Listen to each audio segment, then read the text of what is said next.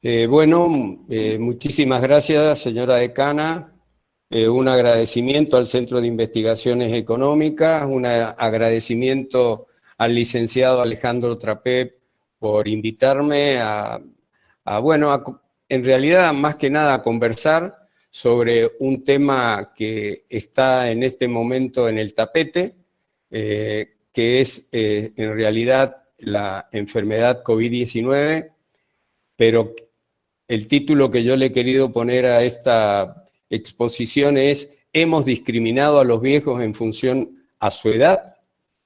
Yo diría que en toda la charla voy a tratar de desarrollar una primera parte para hacer una introducción, porque pienso que a lo mejor la mayor parte de las personas que hoy están escuchando esta exposición no tienen conceptos sobre envejecimiento y vejez, y entonces haría primero una introducción a justamente el envejecimiento, la vejez y la demografía, y después entraría de lleno en el tema de fundamentalmente de la discriminación.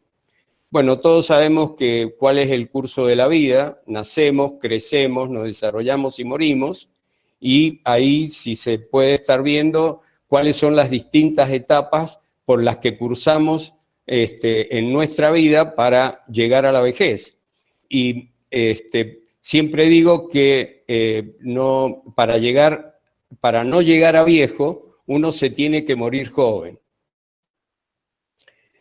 El siglo XXI es el siglo de los viejos. Todos en todo el mundo vamos a vivir más. No podemos garantizar que vayamos a vivir mejor. Los gerontólogos tenemos realmente un gran desafío, que es fundamentalmente darle calidad de vida a los años y no años a la vida. Y ahí hay una responsabilidad fundamental hoy, con todas las herramientas que tenemos para lograr que las personas duren más tiempo, pero como les dije recién, la idea es que lleguen sin tener hándicap. Es decir, que los médicos no seamos fabricantes de personas con discapacidad en la última etapa de la vida. El mundo está experimentando una transformación demográfica sin precedentes, y de aquí al 2050 el número de personas de más de 60 años aumentará de 600 millones a casi 2 millones. Y se prevé que el porcentaje de personas de 60 años o más se duplique, pasando de un 10 a un 25%. Esto en 50 años. Por lo tanto, es muy importante que los gobiernos, los funcionarios de turno, tomen conciencia de cuál va a ser la problemática que se les va a plantear a corto plazo. Ese incremento siempre es más rápido en los países en desarrollo, donde se prevé que la población de edad se multiplique por 4 en los próximos 50 años, con el agravante, que también lo vamos a decir enseguida, que los países en vías de desarrollo no están preparados para albergar semejante cantidad de personas de la tercera edad.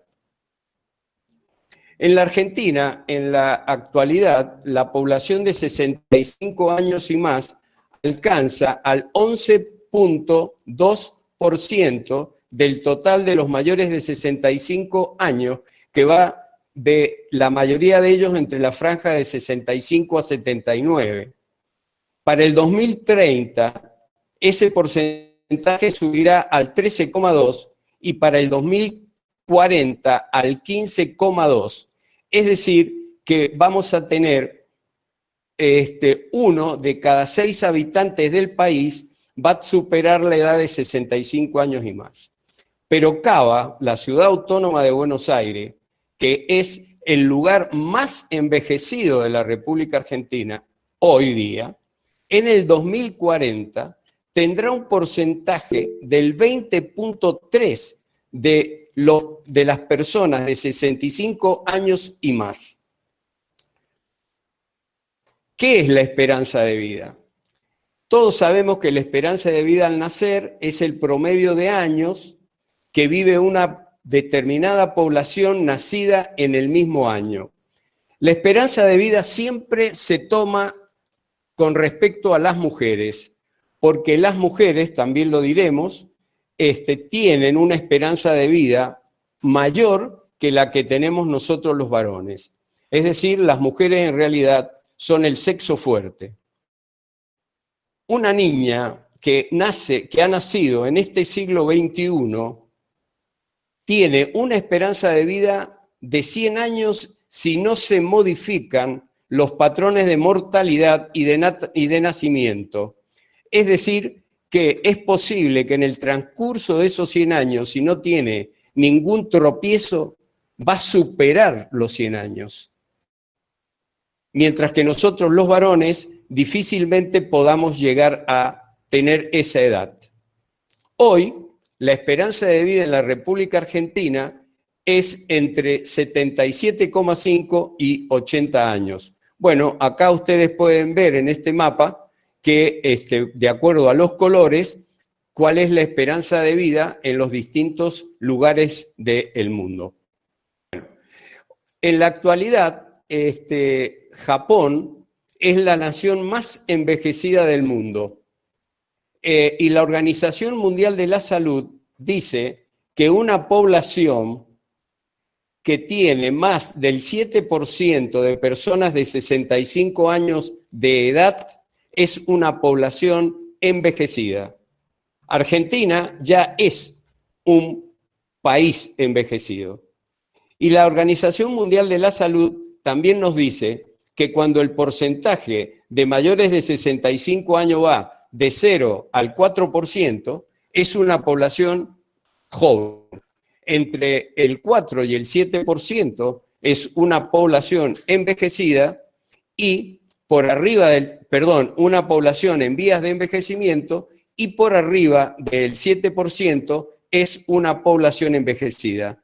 Pero ya la Organización Mundial de la Salud ha introducido un nuevo concepto que es el de nación envejecida. Es decir, cuando la población mayor de 65 años supera el 14%. Nosotros en Argentina estamos muy cerca de pasar a ser una nación envejecida. Por supuesto que los países europeos y del norte de América y de Estados Unidos, Canadá y todos los países desarrollados son ya naciones envejecidas. Este proceso de envejecimiento se produce porque hay una caída sostenida de la natalidad, hay un enlentecimiento de la mortalidad y hay un efecto de las inmigraciones internacionales. Bueno, nuestro país dejó de recibir inmigrantes después de la Segunda Guerra Mundial desde Europa y hoy los inmigrantes que tenemos son fundamentalmente de nuestros países colindantes. El grupo de personas de edad que más crece o que crece más rápidamente es el de las personas que tienen 80 años de edad o más. En el año 2000, en el año que estamos cursando, somos ya 70 millones de personas y se proyecta en los próximos 50 años que esa cifra aumentará más de 5 veces. Estamos siempre hablando de viejos o personas mayores de 65 años. En el año actual, 1 de cada 8 personas tiene 60 años de edad, mientras que en el 2030 habrá 1 de cada 6 personas y en el 2050 1 de cada 5 personas. Pero esto trae fundamentalmente graves problemas en los países en vías de desarrollo, que son los que más rápidamente están envejeciendo, porque como dijimos al principio, no están preparados para tener esta cantidad de población y no tienen infraestructura, ni capacidades sanitarias, ni acciones de bienestar social que puedan contener de alguna manera a esta gente. Bueno, es lo que ocurre generalmente en los países africanos y algunos otros, en donde la gente tiene una esperanza de vida muy relativa, muy corta. Se mueren a los 45, 50 años con mucha suerte. Las mujeres suelen vivir más que los hombres. Bueno, acá yo diría que las mujeres tienen ciertas ventajas con respecto a nosotros los varones, porque las mujeres nacen con dos cromosomas X, mientras que nosotros los varones nacemos con un cromosoma X y un cromosoma Y. Esa patita que nos falta a nosotros en el cromosoma Y, bueno, es muy importante para cuando en realidad tenemos algunas dificultades, para que sean realmente reemplazadas y tener la posibilidad de que los problemas genéticos puedan ser superados. Pero aparte de eso, las mujeres, en realidad, la naturaleza las ha dotado de una fortaleza distinta a nosotros los varones, porque ellas pueden albergar un ser viviente, y eso hace que sean, por supuesto, mucho más fuertes que nosotros. Y eso ocurre también en el reino animal, donde las hembras también viven mucho más que los machos. Pero aparte de eso, las mujeres son mucho más conservadoras, no son tan arriesgadas como los varones. Muchos jóvenes se arriesgan y mueren antes. Pero aparte hay un elemento que se llama telómero, que es como un capuchoncito que está arriba del cromosoma, que todos nacemos con una longitud de ese telómero dentro del cromosoma, que se va acortando a medida que va pasando el tiempo, y cuando llega a una disminución determinada, la célula tiene que morir. Pero tenemos la ventaja también que los varones no tenemos estrógenos, y que los estrógenos serían un factor protector para las mujeres para que ese telómero se desgaste más lentamente. Como ven, esa es la razón por la que las mujeres viven más que nosotros los varones, y por la razón que yo digo, no digo yo, decimos todo que las mujeres son el sexo fuerte. En este año 2017, las mujeres representan el 54% de la población mundial de 60 años y más, y el 65% de la población de 80 años o más. Entre el año 2000, que estamos cursando, y el año 2025, la esperanza de vida de las mujeres al nacer será 3 años mayor que la de nosotros los varones. Censo del año 2010, en donde hay una franca asimetría a favor de las mujeres a partir de los 60 años y más. En este año 2020, por primera vez en la historia del mundo, las personas mayores de 60 años han superado el número a los niños menores de 5 años. Para el año 2050, habrá más del doble de personas mayores de 60 años que niños menores de 5 años. Y a su vez, para el año 2050, las personas de 60 años o más superarán en número a los adolescentes y a los jóvenes de edades comprendidas entre los 15 y los 24 años. En América Latina, en el año 1950, la población menor de 15 años representaba un 40%. Y en el año 2100 solo representarán un 15%. Imagínense el envejecimiento poblacional que va a tener el mundo para el 2100. Estos son datos brindados por la CEPAL en el año 2013.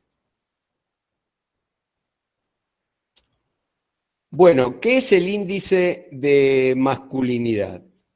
El índice de masculinidad simplemente es el número de varones por cada 100 mujeres. Nacen más varones que mujeres. Y hasta los 20 años aproximadamente hay más varones que mujeres. Pero a partir de los 20 años comienza un lento aumento de mujeres sobre los varones. Y, por ejemplo, alrededor de los 80, 84 años, en ese grupo etario, tenemos 55 varones por 100 mujeres. Y en las mujeres centenarias, en los centenarios, es decir, de 100 años y más, hay 29 varones por cada 100 mujeres. Fíjense cómo nosotros, los varones, nos morimos mucho antes que las mujeres. Nosotros los gerontólogos definimos las edades de interés geriátrico y decimos que entre los 45 y 60 años es la edad del primer envejecimiento, también la llamamos edad crítica o edad de cambio. Entre los 60 a 75 años es la vejez gradual, los denominamos viejos jóvenes. Entre los 75 a 85 años es la vejez declarada. Entre los 85 y 99 años son los grandes viejos o viejos viejos, y de 100 años y más los centenarios. En realidad, siempre hablamos de viejos jóvenes, que son entre 60 o 75 años, que son aquellos que han entrado hace poco tiempo en a ser beneficiarios de las jubilaciones de las pensiones, y son en realidad los viejos que salen, se divierten, viajan. Mientras que los viejos viejos o grandes viejos, después de los 85 años, es generalmente cuando comienzan los grandes achaques y es cuando empiezan a mostrar o a aparecer las grandes enfermedades que todos nosotros vamos conociendo. El último censo del 2010 dijo que en el país habían 3.487 personas mayores de 100 años, de las cuales 2.703 son mujeres. Es decir, que hay 8 mujeres por cada 2 hombres. A nosotros nos gusta definir y decir que hay 4 edades, mejor dicho. Tenemos la edad cronológica, que es la que determina la vejez. Entre 2 individuos que tengan la misma edad del calendario, no se dan las mismas condiciones físicas. La edad cronológica tiene un valor social o legal. Es una edad administrativa, es la edad del almanaque. Nos obligan a jubilarnos en forma tipo guillotina si estamos en relación de dependencia. Bueno, los profesionales tenemos la ventaja que podemos seguir trabajando y de jubilarnos cuando cada uno de nosotros considere que le ha llegado el momento. Hablamos de la edad biológica o física, es un concepto fisiológico. El envejecimiento es asincrónico, tanto a nivel celular, a nivel orgánico, a nivel psicológico y a nivel social. Es heterogéneo. Ninguno de nosotros envejece igual, pero a su vez ni siquiera nuestros mismos órganos, ni nuestras mismas células envejecen igual. Dirían nuestros viejos maestros, los viejos maestros médicos, que cada uno de nosotros tiene la edad de sus arterias. Es por eso que a veces decimos que hay viejos con arterias jóvenes y hay jóvenes con arterias viejas. La edad psicológica.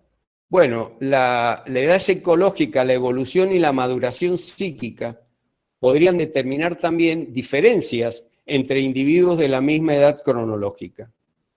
Es aquella que cuando nos preguntan, algunos de ustedes a lo mejor que están escuchando esta exposición y que tienen a lo mejor una determinada cantidad de años, ¿cuántos años crees que tenés? Y bueno, y a lo mejor alguien que tiene 70 años le dice, mirá, siento que tengo 45, que tengo 50. es como me siento, pero soy consciente que es un sentimiento interior.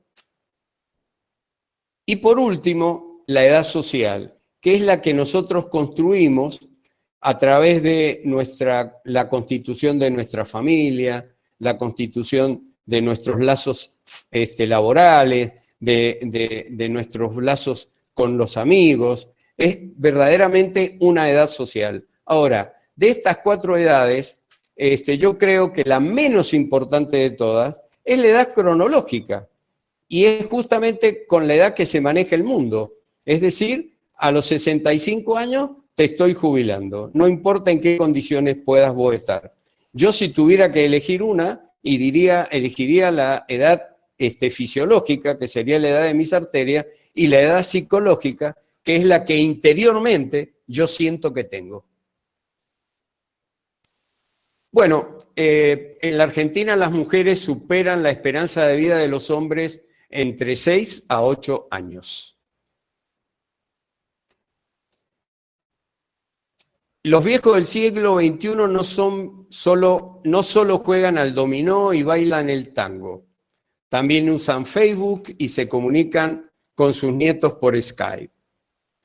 Y ahora vamos a entrar en la segunda parte, que sería un poco el leitmotiv de esta charla, y diríamos que, y nos preguntaríamos, ¿son los jóvenes transmisores del virus?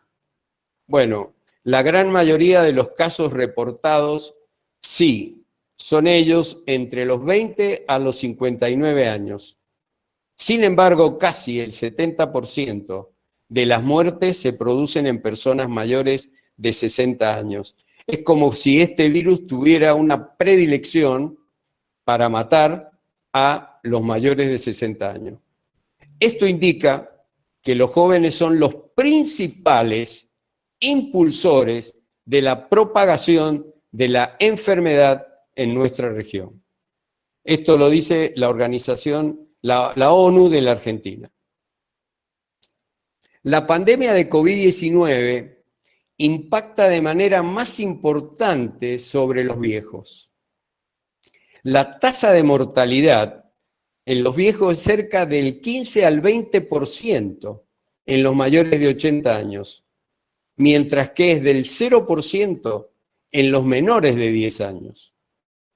Y desde los primeros casos que se dieron en el mundo, se ha dicho que la pandemia ha sido un problema de los viejos o de los adultos mayores, como les gusta llamarlos ahora.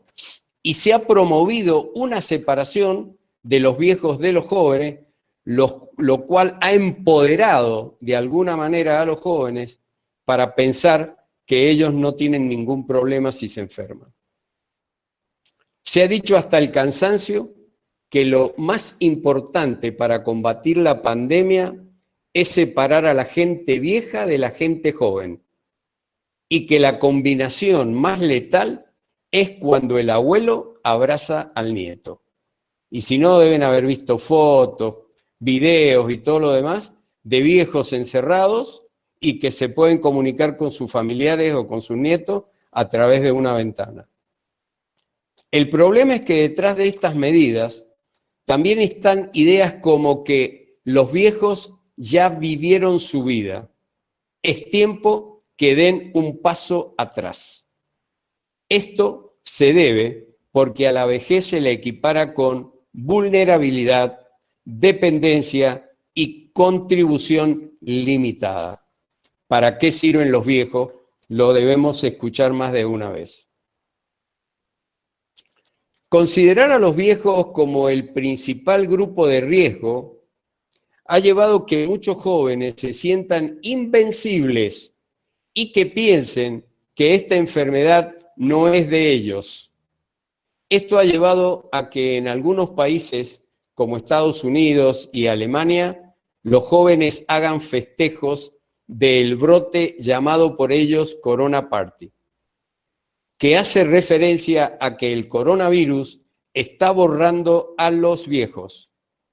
Es más, hasta hoy se dice que el COVID es la enfermedad de la soledad de los viejos, porque los viejos se mueren solos.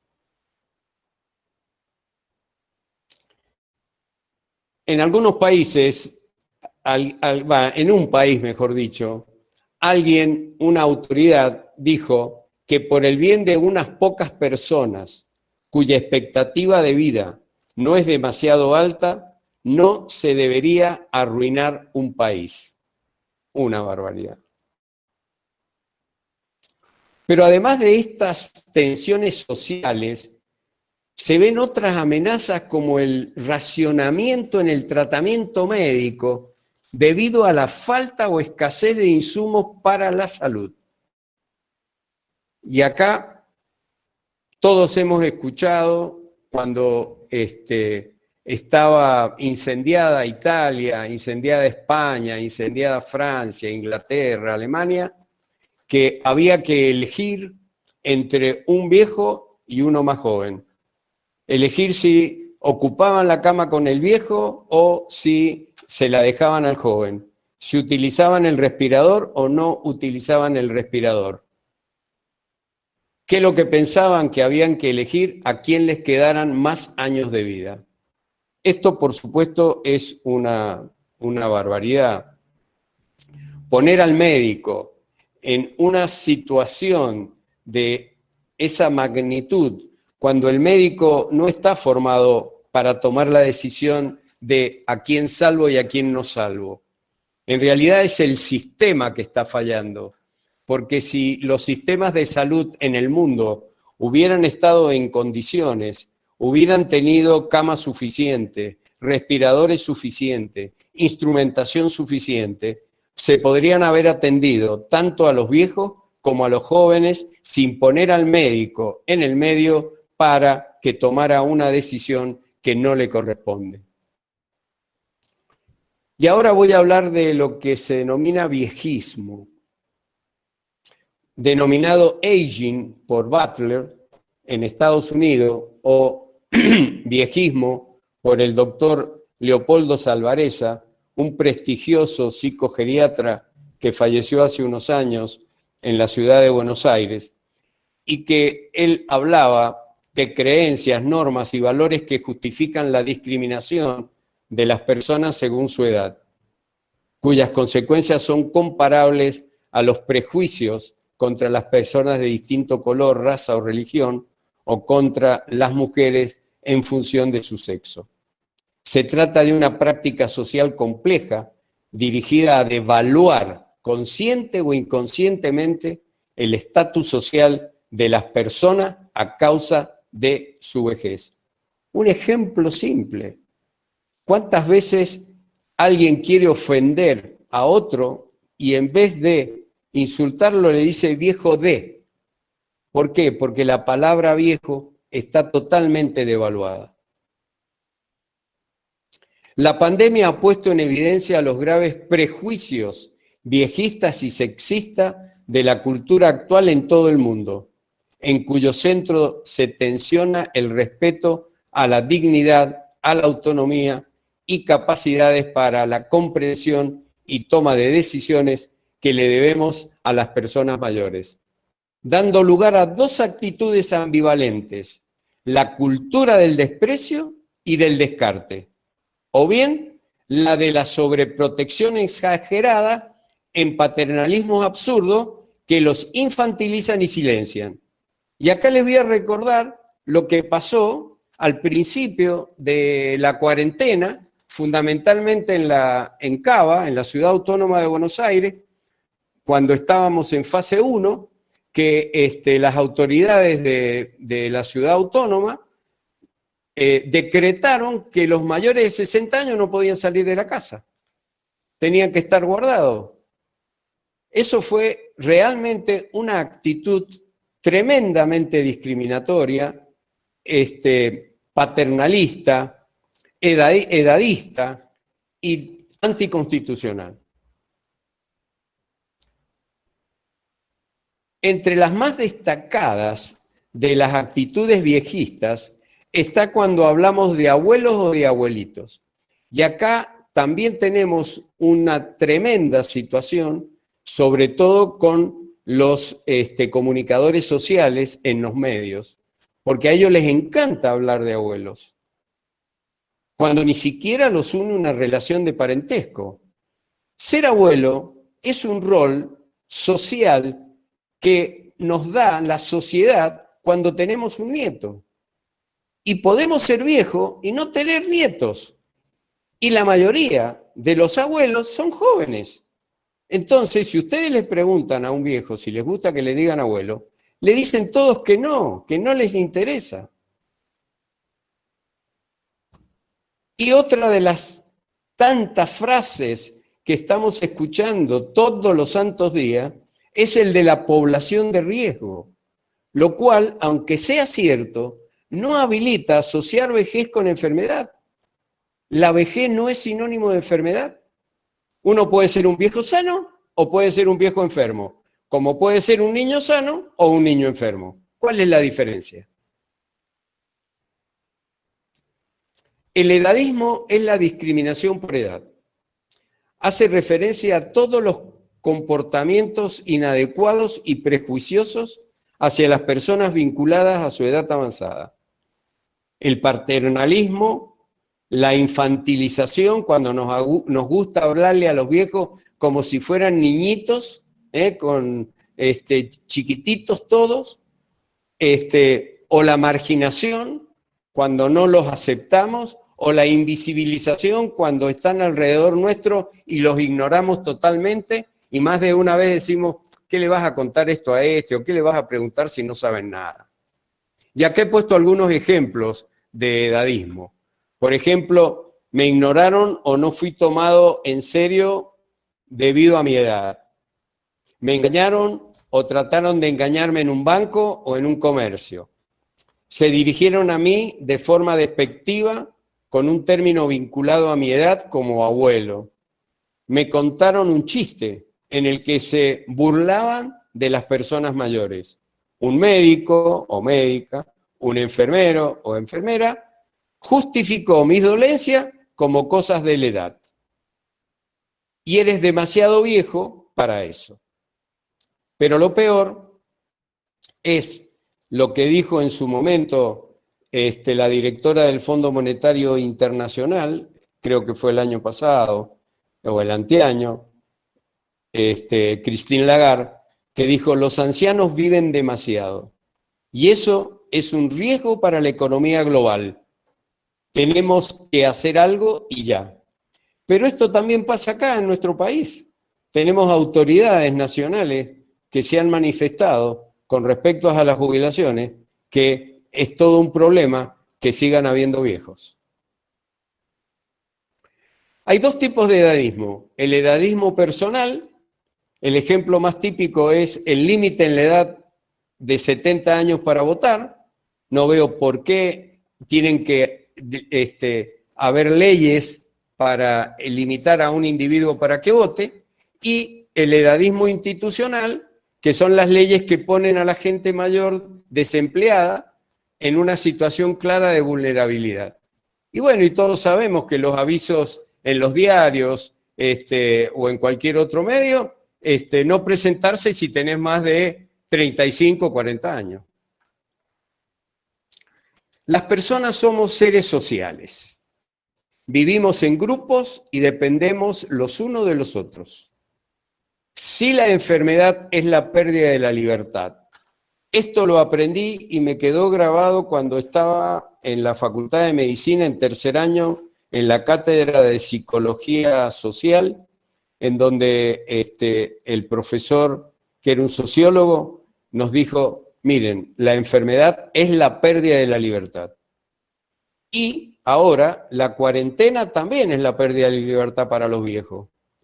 Por lo tanto, cuarentena es igual a enfermedad. Y yo digo, y lo he repetido muchas veces, en estas cuarentenas hemos transformado a las casas de los viejos en cárceles sin rejas, porque los viejos no pueden salir.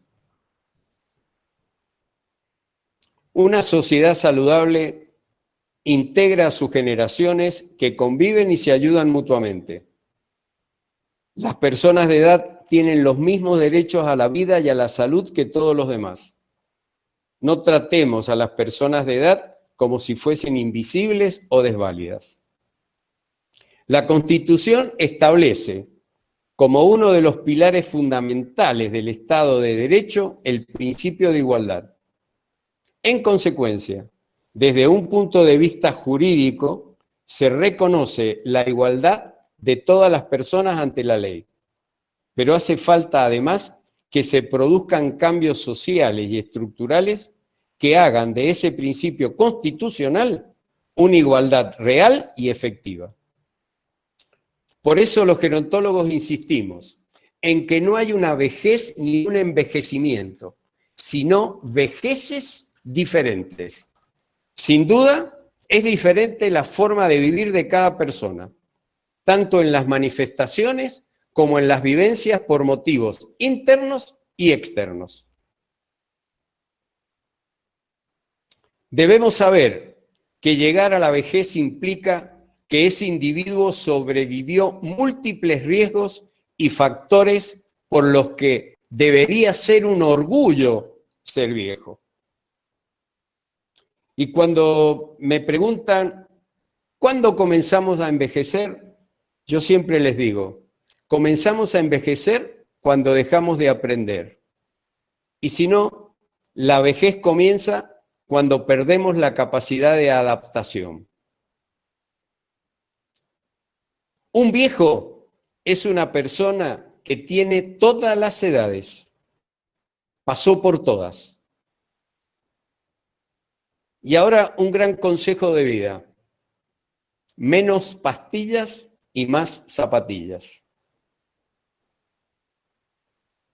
La vejez es el presente de alguno y el futuro de todos. Muchísimas gracias.